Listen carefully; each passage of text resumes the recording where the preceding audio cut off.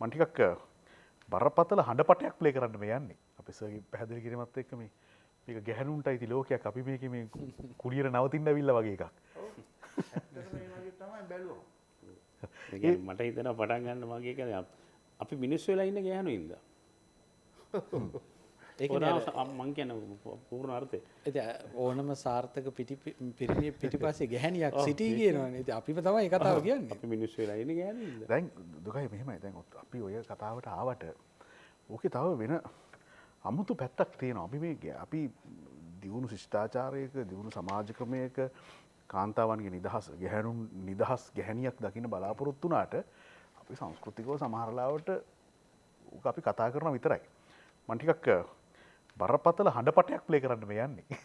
හරි. ඒ කියන්නේ මේක හොඳින් අහගෙන හිටියොත් මේ හරි ගැඹුරු කතාවක් කියනවා. මේක ඇත්තටම කිව්වේ ලිව්වේ වසන්ත තුගන්නාරාල. මම ආසයි මේක දුකාටම හෙන්න සලස්වන්න සහ මේ අපි ඒ ගැන කතා කරමු. මේක එළියට ආපු හඬක් නෙමෙයි.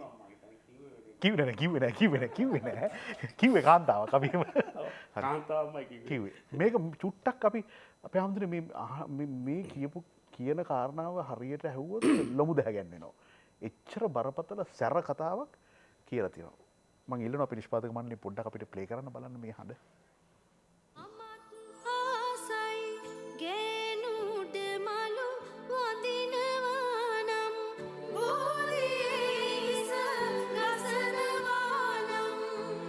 දලදාව වෙන සිඹිනවා නම්